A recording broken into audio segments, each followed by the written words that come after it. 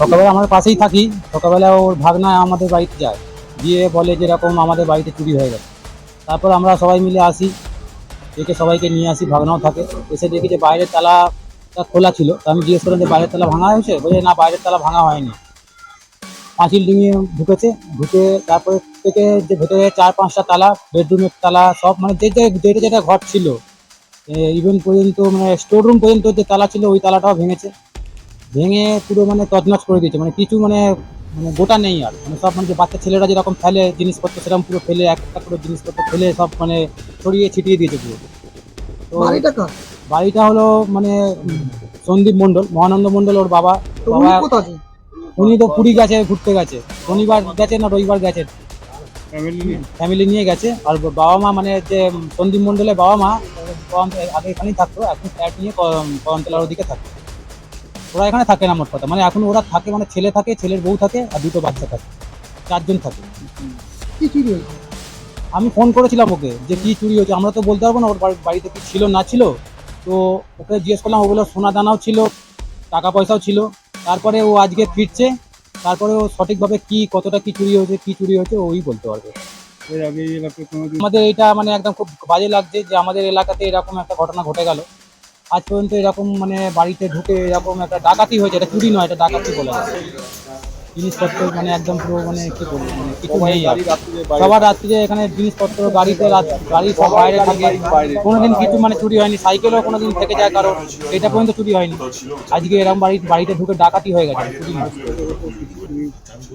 পাশাপাশি এদিকে আমাদের এদিক দিয়ে একটা রাস্তা চলে যাচ্ছে বাঙালপাড়ার দিকটা, এদিকটা কোনো সিসিটিভি ক্যামেরা নেই।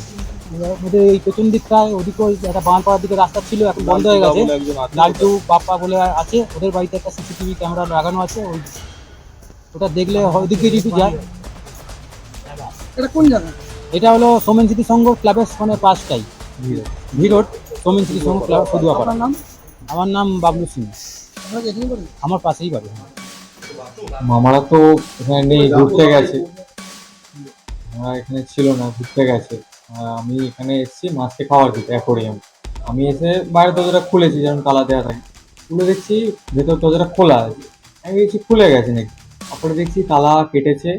তারপরে আমি আস্তে আস্তে ঢুকলাম, দেখি সব কটা ঘরে তালা ভাঙা, তালা কেটেছে, সব ঘর ওলটপালট করে দিয়েছে, চুরি করেছে পুরো করে। কতগুলো ঘর, একটা 5টা ঘরে তালা ভাঙা আছে, বাইরের এখানে তালা সব ভেঙে দিয়ে, আর জিনিসপত্র সব চুরি করেছে। আর সোনা ছিল, বলছিল সোনা কিছু, আর টাকা পয়সা ছিল নিচে। এই বাড়িতে কে থাকে?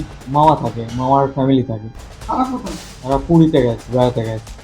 আপনি এসে দরজা খুলে দেখলেন এরকম হচ্ছে? হ্যাঁ, আমি দেখেছি। আমার কি চুরি হয়েছে? হচ্ছে কি টাকা পয়সা এইসবই হবে, সেটা মামা ভালো করে বলতে পারবে। কত কিলো? কত কত টাকা চুরি হয়েছে? সেটা আমি বলতে পারছি না, আমি তো ওই জন্য আমি কিছু বলছি না, মামা এলেই বলতে পারবে।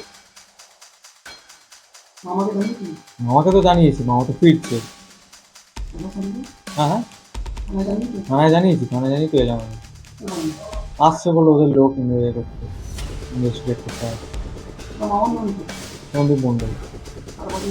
তার বাড়ি এটা। আপনি কি? আমি ভাগ্নে হবে, আপনার নাম? আমার রমেশ বলে।